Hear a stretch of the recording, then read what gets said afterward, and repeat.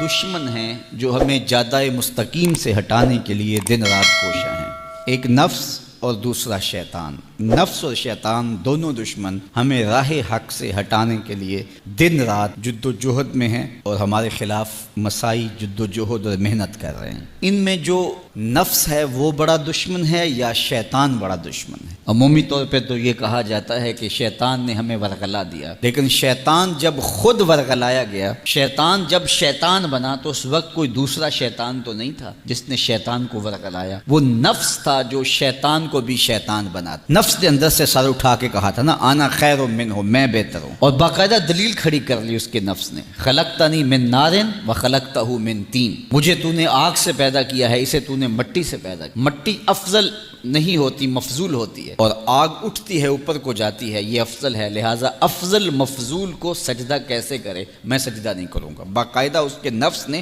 ایک دلیل تراشی۔ اللہ اگر چاہتا اس کی دلیل کے بخی اور دھیڑ کے رکھ دیتا، لیکن اللہ تعالیٰ نے اس کی دلیل کا جواب دینے کی بجائے کہا جا میرے دربار سے نکل جا۔ اس نے کہا مالک مجھے مہلت دے دے، کہا جا قیامت تک تجھے مہلت۔ اللہ اکبر۔ تو اب شیطان کو شیطان بنانے والا نفس ہے جس نے اندر سے کھڑے ہو کے کہا انا خیر منہ، میں بہتر ہوں۔ اس میں نے شیطان کا بیڑا غرق کر، انانیت اسے کہتے ہیں، انا خیر منہ، اس سے انانیت ہے، میں بہتر ہوں۔ ایک بزرگ تھے، انہوں نے ساری زندگی اپنی زبان پہ لفظ میں نہیں آنے دیا۔ وہ فرماتے تھے یہ وہ لفظ ہے جس نے شیطان کا بیڑا غرق۔ تو وہ اس مفہوم کو ادا بھی کرنا چاہتے تو بالفاظ دیگر کر۔ کسی نے سنا کہ فلاں شخص ہے، اس کی زبان پہ کبھی میں کا لفظ نہیں آیا، تو اس نے کہا لو اس کی زبان پہ یہ لفظ کیوں نہیں آیا؟ میں جاتا ہوں اور ان کی زبان پہ یہ لفظ آئے ہی آئے۔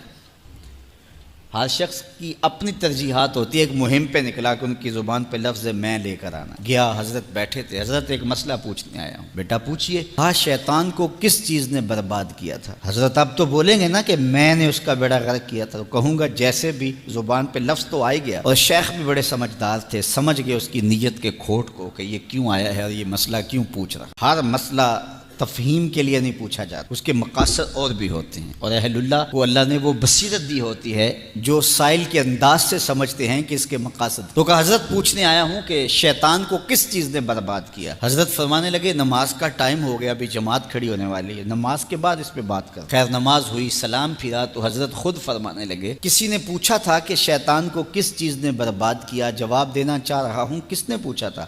جھٹ کھڑا ہو گیا میں نے۔ کہا بس اسی نے اس کا بیڑا غرق کر دیا۔ تو انانیت میں جو ہے یہ شیطان کو شیطان بنانے والی نفس جس نے اندر سے سر اٹھایا اور کہا انا خیر منہ، میں بہتر ہوں، تو یہ شیطان کو شیطان بنانے والا نفس ہے۔ تو نفس شیطان سے بھی بڑا دشمن۔ اب ہمارے ساتھ دو بڑے دشمن لگے ہوئے، ایک شیطان اور دوسرا نفس، اور دونوں ہمارے باطن کو اجاڑنے کے لیے، ہمارے من کو بے چراغ کرنے کے لیے، ہمارے اندر کی روشنیاں بجھانے کے لیے دن رات کوشاں۔ ایک تنہا ناتواں اکیلی جاں، دو دشمنوں کے نرغے میں، اور دونوں دشمن بڑے تگڑے اور بہت طاقتور، اور ہر وقت ہمارے اوپر حملہ آور۔ الشیطان جاسم علی قلب ابن آدم فاذا ذکر اللہ خنس واذا غفل وسوس۔ حضرت نبی رحمت صلی اللہ علیہ وآلہ وسلم نے ارشاد فرمایا شیطان اولاد آدم کے دل پہ قبضہ جماتا ہے، اور جب بندہ غافل ہوتا ہے تو یہ وسوسے ڈالتا ہے، اور جب بندہ اللہ کا ذکر کرتا ہے تو یہ بھاگ جاتا ہے۔ تو شیطان وسوسہ اندازی کرتا ہے، باطن کو اجاڑتا ہے، من کو لوٹتا ہے۔ نفس اور شیطان دو بڑے دشمن تھے جو ہمیں جادہ مستقیم سے بہکانے کے لیے دن رات کوشاں تھے۔ اب اللہ کا کرم دیکھیے، اذا دخل رمضان سلسلت الشیاطین، جب ماہ سیام جلوہ فراز ہوتا ہے تو شیاطین جکڑ دیے جاتے ہیں۔ جو ہی ماہ سیام شروع ہوتا ہے، چاند طلوع ہوتا ہے تو شیاطین جکڑ دیے جاتے ہیں، پورا مہینہ وہ آزاد نہیں رہتے، جکڑ دیے جاتے۔ سلسلت الشیاطین، یہ جو مسجدوں کے دروازے کھل گئے، جہاں 1.5 صف ہوتی تھی وہاں 5 صف تراویحوں میں ہیں، تو یہ شیطان کے بند جانے کی وجہ سے۔ لیکن مہنگائی کا طوفان ہے، بد نگاہی ہے، بد تہذیبی ہے، جھوٹ ہے، دیگر امور بد بھی جاری ہیں، یہ نفس کے موجود ہونے کی۔ نیکی کا ماحول پیدا ہوا یہ شیطان کے بند جانے کی وجہ، لیکن ہماری برائیاں بدستور موجود ہیں یہ نفس کے موجود ہونے کی وجہ سے۔ اب ہمارے لیے آسانی یہ ہو گئی کہ دو دشمن تھے جن کا ہمارے سے مقابلہ تھا، ایک نفس اور دوسرا شیطان۔ ہمارے لیے یہ سہولت ہو گئی کہ ہمارا ایک دشمن باندھ دیا گیا۔ اب دشمن ایک ہے جس سے ہم نے ماہ سیام میں اور وہ دشمن کون کون سا ہے؟ نفس۔ اب نفس کا مقابلہ اتنا آسان بھی نہیں، یہ بہت ڈاڈا دشمن ہے، اندر کا دشمن ہے، گھر کا بھیدی ہے۔ باج فقیراں کسے نہیں ماریا، باہو ظالم چور اندر داہو۔ یہ بڑا سخت اور بڑا شدید قسم کا دشمن ہے۔ یہ اس کی چالیں بہت باریک، شیطان کی چالیں بھی بڑی باریک ہیں اور نفس کی چالیں اس سے بھی زیادہ باریک۔ اب کیسے مقابلہ کریں گے؟ شیطان بھی ہماری متاع عمل کو لوٹنا چاہتا ہے، حتیٰ کہ ہمارے ایمان کو برباد کرنے پر تلا ہوا ہے، اور نفس بھی چالیں چل رہا ہے، اور ہم اپنی زندگی لاؤبالی میں گزارتے چلے جا رہے ہیں۔ ہمیں پتہ ہی نہیں کہ ہم موت کے کتنا قریب ہو رہے ہیں، اور شیطان ہمارے اوپر، نفس ہمارے اوپر حملہ آور ہے، اور یہ چاہتے ہیں ٹھیک ہے یہ چلتا رہے، یہ رسمی زندگی گزارتا رہے، کوئی بات نہیں، اس کے اندر کو ہم لوٹ لیں، اور یہ دونوں دن رات لگے ہوئے۔ ماہ سیام آیا تو ہمارا ایک دشمن بند گیا، ہمیں تھوڑی سی سہولت مل گئی۔ اب ایک ہی دشمن باقی ہے جس سے مقابلہ کرنا باقی ہے، اور وہ ہے نفس۔ اب نفس سے مقابلہ کیسے ہوگا؟ تو کسی ایکسپرٹ سے پوچھیں کہ جناب نفس ہے، ہم کمزور ہیں، شیطان دشمن ہمارا بندہ ہوا ہے، 2 محاذ کھلے تھے تنہا جان کے لیے، ایک محاذ بند ہو گیا، اب ایک ہی محاذ ہے، مقابلہ کرنا ہے تو کیسے کرنا؟ اللہ اکبر۔ تو ہم اقبال کی بارگاہ میں عرض کیا کہ آپ بتائیے۔ وہ کہنے لگے میں آپ کو اپنے مرشد مولانا رومی کے پاس لے جاتا ہوں۔ رومی کے پاس اقبال لے کر کے گئے تو رومی نے کہا کہ میں آپ کو ایک اور شخص کا پتہ بتاتا ہوں، اور وہ اتنا کامل ہے اور اس شعبے میں اس قدر ایکسپرٹ ہے۔ اس نے کہا ہفت شہر عشق را اتار گشت، ما ہنوز اندر خمیں یک کوچام۔ عشق کے 7 شہر حضرت شیخ فرید الدین اتار گھوم چکے ہیں، اور ہم پہلے شہر کی پہلی گلی کے کونے میں کھڑے ہیں۔ یعنی اتنا بڑا شخص شیخ فرید الدین علیہ رحمہ، تو کہا وہ بتائیں گے تمہیں کہ نفس کا مقابلہ کیسے کرنا ہے۔ رومی کہتے ہیں کہ وہ میرے بھی استاد ہیں، رومی کہتے ہیں کہ وہ میرے بھی ہادی و مرشد ہیں۔ جس عشق کے شہر میں میں داخل ہوا ہوں اور ابھی کونے پہ کھڑا ہوں، اس طرح کے 7 شہر وہ گھوم کے بھی آئے ہیں۔ آؤ ان سے پوچھتے ہیں کہ جناب نفس قابو کیسے کریں؟ تو شیخ فرید الدین اتار نے کہا نفس نتواں کشت الا باسے چیز، بات گوئم یاد گیرش اے عزیز۔ نفس نہیں مرتا، لیکن 3 اسلحے اگر آپ کے پاس ہوں تو یہ نفس ٹھہر بھی نہیں سکتا۔ غور سے سن لیجئے، روحوں میں اتار لیجئے، اور زندگی میں ہمارا مقصد ہے اس نفس کا مقابلہ کرنا۔ شیطان کا مقابلہ کرنا بھی ہمارا مقصد ہے، اور نفس کا مقابلہ کرنا بھی ہمارا مقصود زندگی ہے۔ ساری زندگی فریب میں ہم میں نہیں گزارنی، زندگی تیزی کے ساتھ گزر رہی ہے اور ہم آغوش موت میں اترنے والے ہیں۔ تو یہ ڈاڈے دشمن ہماری متاع عمل لوٹ رہے ہیں، ہمارے کیے ہوئے عمل کو عجب سے، تکبر سے، ریاکاری سے برباد کر دیتے ہیں۔ ہمیں پہلے عمل کی طرف جانے نہیں دیتے، پھر عمل کے اندر وسوسے ڈالتے ہیں، پھر عمل ہو جائے تو اس کو پھر برباد کرنے کی کوشش کرتے ہیں۔ کتنے ڈاڈے دشمن ہیں جن کے نرغے میں ہم پھنسے ہوئے ہیں۔ تو پھر ہمیں کوئی بندہ مل گیا ہے جو بتا رہا ہے کہ جناب اس کا مقابلہ ایسے کریں گے، تو پھر آج کی سن لیں ہم اور غور کر لیں اور اپنے اندر اتریں۔ تو شیخ فرید الدین اتار ہمیں بتا رہے ہیں، تو سنیے وہ کیا کہہ رہے ہیں۔ نفس نتواں کشت الا باسے چیز، نفس نہیں مرتا، یہ بڑا ڈاڈا ہے، لیکن 3 اسلحے اگر آپ کے پاس ہوں تو یہ ٹھہر بھی نہیں سکتا۔ وہ 3 اسلحے کون سے ہیں؟ خنجر خاموشی و شمشیر جو، نیزائے تنہائی و ترک ہجو۔ ایک خاموشی کا خنجر، دوسرا بھوک کی تلوار، اور تیسرا تنہائی کا نیزہ۔ یہ 3 اسلحے تمہارے پاس ہوں تو پھر نفس ٹھہر بھی نہیں سکتا۔ خاموشی کے خنجر سے نفس پہ وار کیا جا سکتا ہے۔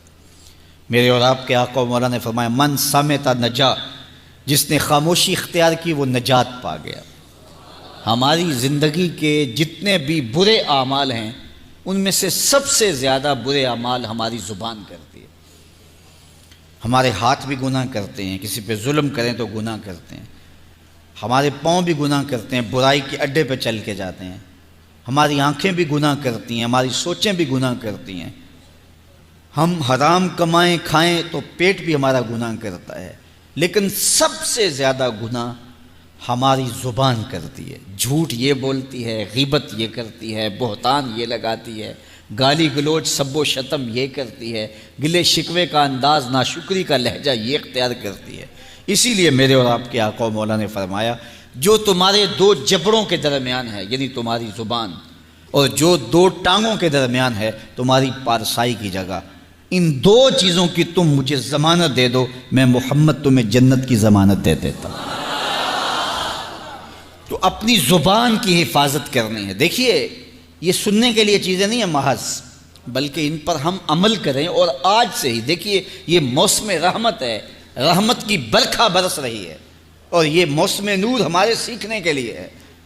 تو ہم اپنے نفس کو کیسے قابو کریں گے؟ دو دشمن تھے، ایک بندھا ہوا ہے، چھوٹ کے کچھ نہیں کر سکے گا اگر نفس کو قابو میں کر لیا، اور اگر ہم نفس کنٹرول نہ کر سکے وہ تو جہنم کی آگ میں اور زنجیروں میں جکڑا ہوا پیچ و تاب کھا رہا ہے کہ یہ جو ٹوپیاں پہنے ہوئے مسجدوں میں جاتے ہو نا، میں عید کے دن نپٹ لوں گا تم سے، وہ تو اور نفس کے ساتھ مل کے ہمارا بیڑا غرق کرے گا اور ہمیں اور دور کر دے گا، اور ہماری باطنی اساس اور بنیاد اور کمزور کر دے گا۔ اس لیے ضرورت ہے کہ ہم اپنے نفس کو ان دنوں کے اندر کمزور کریں۔ اس کا پہلا نسخہ کیا ہے؟ خاموشی کا خنجر۔ آپ جب خاموشی اختیار کریں گے، زبان کو صرف ضرورت کے لیے استعمال کریں گے، تو پھر نتیجہ کیا ہوگا کہ آپ کے گناہ بہت کم ہوں گے، جھوٹ کم ہوگا، غیبت نہیں ہوگی، بہتان تراشی نہیں ہوگی، دیگر اعمال جو زبان کے ذریعے سے صادر ہوتے ہیں اور ہم گناہوں میں اضافہ کرتے چلے جاتے ہیں، تو زبان کو اگر کنٹرول میں کر لیں گے۔ اللہ اکبر! حضور علیہ الصلوۃ والسلام نے زبان کے کنٹرول کرنے کی تلقین کی، اور یہ بغیر ہڈی کے گوشت ہے، اس کو سنبھال لیا جائے۔ 32 دانتوں میں جکڑ کے رکھی گئی زبان ہے، لیکن یہ پھر بھی قابو میں نہیں رہتی۔ اس کو کنٹرول میں کر لو، اس کو قابو میں کر لو۔ ایک روایت میں آتا ہے جب صبح ہوتی ہے تو سارے اعضائے بدنیاں زبان کے آگے ہاتھ جوڑتے ہیں کہ بی بی تو نہ کچھ کرنا، تیری وجہ سے ہم سزائیں کاٹیں گے اور اذیتیں پائیں گے۔ تو زبان کو قابو میں کرنا، اور اس کا علاج کیا ہے؟ خاموشی۔ من صمت نجا، جو خاموش ہوا وہ نجات پا گیا۔ خنجر خاموشی، خاموشی کا خنجر ہو تو نفس کے لیے بہت۔ دوسری بات، شمشیر جو، بھوک کی تلوار۔ بھوک کے ذریعے نفس کشی ہوتی ہے۔ نفس کا مقابلہ بھوک سے ہم کر سکتے ہیں، چونکہ جب بھوک ہوگی تو اس وقت بہت ساری خواہشات جو ہیں وہ دم توڑ جائیں گے۔ اللہ کے محبوب علیہ السلام کا ایک فرمان سنیے، بالخصوص نوجوانوں کے نام۔ یا معشر الشباب من استطاع منکم الباء فلیتزوج فإنه اغض للبصر واحسن للفرج فمن لم یستطع فعلیہ بالصوم فإنه له وجاء۔ فرمایا اے جوانوں کے گروہ، تم میں سے جو نکاح کرنے کی طاقت رکھتا ہے وہ دیر نہ کرے، جلدی نکاح کر لے۔ کیوں کہ نکاح نگاہ اور پارسائی کی جگہ کا محافظ ہے، تمہاری نظر کو بھی محفوظ کرے گا اور تمہاری پارسائی، تمہاری عصمت کے جوہر کو بھی محفوظ کرے گا۔ تو اگر کسی کے پاس استطاعت ہے تو وہ نکاح کرنے میں دیر نہ کرے۔ فَإِن لَمْ يَسْتَطِعْ، اور اگر کوئی طاقت نہیں رکھتا، اس کے حالات ایسے نہیں ہیں کہ وہ نکاح کر پائے، فَعَلَيْهِ بِالصَّوْمِ، تو فرمایا وہ کثرت کے ساتھ روزے رکھے۔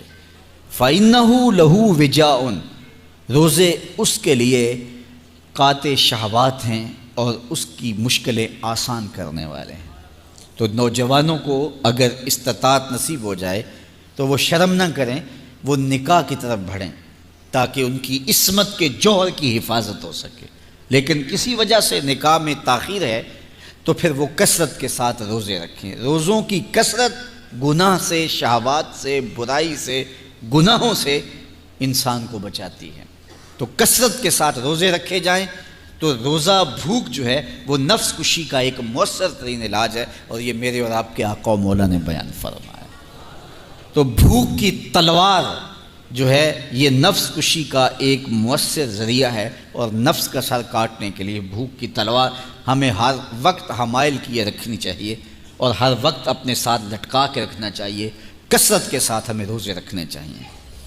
تیسری بات فرمایا نیزہ تنہائی، تنہائی کا نیزہ۔ جب آپ عمومی طور پہ مجلسی زندگی میں ہوں گے تو بہت ساری خطائیں اور بہت سارے گناہ مجلسی زندگی میں آپ سے سرزد ہوں گے، تو جب آپ تنہائی اختیار کر لیں گے تو بہت سارے گناہوں سے بچ جائیں گے۔ حضرت شاہ نقشبند بخاری علیہ رحمہ فرماتے ہیں کہ فقیر کے لیے سب سے بہتر جگہ اللہ کا گھر مسجد ہے، یا پھر کامل شیخ کی صحبت ہے، یا پھر تنہائی ہے۔ چوتھی جگہ سوائے ہلاکت کی اور کچھ نہیں ہے۔ العافیۃ فی العزلہ، عزلت میں، تنہائی میں عافیت رکھی گئی ہے۔ اس لیے اپنے آپ کو ایسے ہجوم میں، ایسی جگہوں پہ لے جانے سے روکیں، اپنے آپ پر ضبط کریں جہاں نظر پاک نہیں رہتی، جہاں خیال کی پاکیزگی کا سامان نہیں رہتا، اور جہاں آپ کی جو ہے وہ آپ کی زبان محفوظ نہیں رہتی۔ دوستوں کے ساتھ بیٹھیے، آپ عزیزوں رشتہ داروں کے پاس جائیے، ضرور ملاقات کیجیے، لیکن اس کا ایک اعتدال ہونا چاہیے۔ اگر آپ سمجھتے ہیں کہ کسی جگہ جاتے ہوئے، کسی جگہ پہنچ کر آپ کی نظر میں پاکیزگی نہیں رہے گی، خیالات میں گندگیاں گردش کرنے لگ جائیں گی، سوچوں میں آوارگی آنے لگ جائے گی، تو وہ شادی کی تقریب ہو یا کوئی اور تقریب ہو، وہاں جانے سے اپنے آپ کو روک لیں، کیونکہ وہاں جا کے آپ اپنا کوئی فائدہ نہیں کر رہے، اپنا نقصان کرنے جا رہے ہیں۔ تو جہاں آپ کو یقین ہو کہ آپ وہاں اپنے آپ کو بچا نہیں پائیں گے، اپنی حفاظت نہیں کر پائیں گے، تو وہاں سے تنہائی بہتر ہے، وہاں سے عزلت بہتر ہے۔ تو یہ تین چیزیں ہم اگر کر لیں تو یہ نفس کشی کا ایک مؤثر ذریعہ ہے۔ اب ماہ صیام کے اندر اللہ تعالیٰ یہ تینوں چیزیں ہمیں نصیب کرتا ہے۔ ہم زیادہ بولتے نہیں ہیں، روزے سے ہوتے ہیں، بلکہ فرمایا اگر تم سے کوئی شخص بحثے، کوئی الجھے، کوئی لڑائی کرنا چاہے، بدتمیزی کرے، تو اس سے کہو انی صائم، میں روزہ رکھا ہوا ہے۔ اور اسی طرح بھوک تو میسر ہوتی ہی ہوتی ہے۔ اور تیسری بات کہ عزلت بھی میسر ہو جاتی ہے، اس میں آپ ذکر کے لیے، فکر کے لیے، روزے میں آپ تلاوت کلام مجید کے لیے تنہائی اختیار کرتے ہیں۔ تو گویا روزہ ایک ایسی تربیتی ورکشاپ ہے کہ جس کے ذریعے سے آپ کے نفس کی تہذیب ہو جاتی ہے۔ جب نفس قابو میں آ گیا، نفس کنٹرول میں آ گیا، نفس کو آپ نے کمزور کر لیا، تو شیطان چھٹ کے بھی کچھ نہیں کر سکے گا، کیونکہ شیطان ہمارے اوپر حملہ کرتا ہے نفس کے ذریعے سے۔ باہر کا دشمن ہے اور نفس اندر کا دشمن ہے۔ ہمارے دیہاتوں میں چوری ہو جائے نا تو بوڑھے بزرگ مل کے بیٹھ جاتے ہیں کہ بتاؤ چوری کیسے ہوئی، تو ایک نقطے پہ سارے متفق ہوتے ہیں، اور وہ نقطہ یہ ہوتا ہے کہ کوئی اندر کا بھیدی ضرور ہے۔ جب تک کوئی اندر کا بندہ نہیں تو باہر سے کوئی آ کے از خود چوری نہیں کر سکتا، تو کوئی اندر کا بندہ ضرور موجود ہے۔ نفس اندر کا بھیدی ہے اور شیطان باہر سے آ کر حملہ آور ہونے والا ہے۔ اس لیے شیطان کو اندر آنے کا موقع نفس دیتا ہے۔ نفس کو ہی کمزور کر لیجئے، وہ آپ کا ساتھی بن جائے، نفس امارہ، نفس مطمئنہ بن جائے، اور وہ نفس جو برائی کا حکم دیتا ہے وہ نفس امارہ کہلاتا ہے۔ اور جب وہ کثرت ذکر سے، عبادت سے نفس مطمئنہ بن جاتا ہے تو پھر وہ شیطان کے لیے رکاوٹ کا ذریعہ بن جاتا ہے اور آپ کی زندگی محفوظ ہو جاتی ہے۔ اور یہ ہمارا کام ہے، یہ ہمارے کرنے کا وظیفہ ہے۔ دیکھیے حضرت انسان کو اللہ نے اختیار دیا، زندگی دی، فہم دیا، ادراک دیا، گناہ کی قوتیں اور نیکی قوتیں ساری اس کے ساتھ لگی ہوئی ہیں۔ اس نے صرف ایک لا ابالی شخص کی طرح زندگی نہیں گزارنی کہ جو سامنے آ گیا کھا لیا اور جو زبان پہ آ گیا بول دی، ایسا نہیں ہے۔ یہ تو انسان ہے، اس کو تو اپنی زندگی کی راہیں خود متعین کرنی ہے کہ میری دنیا آخرت کے لیے نفع بخش کیا چیز ہے اور نقصان دہ کیا چیز ہے۔ انا ہدیناہ السبیل اما شاکرا و اما کفورا، کہ ہم نے اس کو دونوں راہیں دکھا دی، وہدیناہ النجدین، اس کو پتہ ہے یہ اچھائی ہے یہ برائی ہے، اس نے اس سے اجالنا ہے اپنے اندر کو اور اپنے باطن کو سنوارنا ہے۔ تو ماہ صیام ہمارے لیے موسم رحمت اور موسم نور ہے جو ہمارے اندر کی روشنی کا سبب اور ذریعہ ہے۔ تو آئیے یہ موسم اللہ نے ہمیں نصیب کیا، قرآن مجید کی کثرت سے تلاوت کریں، نفس کمزور ہوگا، تنہائی اختیار کریں، نفس کمزور ہوگا، اپنی زبان پہ قابو کر لیں، نفس کمزور ہوگا، بھوک تو ہم روزے کی وجہ سے کاٹتے ہی کاٹتے، نفس کمزور ہوگا۔ اب شیطان چھٹ کر بھی عید کے دن ہمارا کچھ بگاڑ نہیں سکے گا اگر ہم نے اپنے نفس پہ قابو پا لیا، اور اگر نفس پہ قابو نہ پا سکے تو شیطان تو پھر پیچ و تاب کھا رہا ہے اور وہ ہمارے اوپر پھر اور زور و شور کے ساتھ حملہ ہوگا اور ہماری متاع عمل کو لوٹ لے گا۔ تو پھر کیا فائدہ ہوا کہ سارے مہینے کی محنت کی، عید کے دن، عید سے 4-5 دن بعد ہم نے لٹا دی، تو فائدہ کیا ہوا؟ اللہ نے اس عورت کی مثال بیان کی ہے قرآن میں جس کا توازن ذہنی ٹھیک نہیں تھا، اور وہ سارا دن سوت کاٹتی رہتی تھی اور شام کو اپنے ہاتھوں سے توڑ دیتی تھی۔ تو کہا کہیں ایسا نہ کرنا کہ تم بھی اس عورت کی طرح ہو جاؤ کہ اپنے ہاتھ سے کاتا ہوا سوت اپنے ہاتھوں سے ہی توڑ دو۔ پورا مہینہ بھوک کاٹی، پیاس کاٹی، تکلیفیں گوارا کیں، اور شام کو جو ہے وہ اپنے ہاتھ سے ہی وہ سوت کاٹنے والی خاتون سوت توڑ دیتی ہے۔ تو کہیں ہم بھی ایسے نہ ہو جائیں کہ مہینے کی محنت ہر سال عید یا عید کے چند دن بعد برباد کر لیں، پھر اگلے سال مہینے کی محنت کریں، پھر عید کو برباد کر دیں، تو کیا فائدہ ہوا؟ تو ہم نے جو نعمت سمیٹی ہے، جو چیز دی ہے، جو چیز حاصل کیا، اس کو جذب کر لیں روح کے اندر، اس کو اپنے من کے اندر اتار لیں۔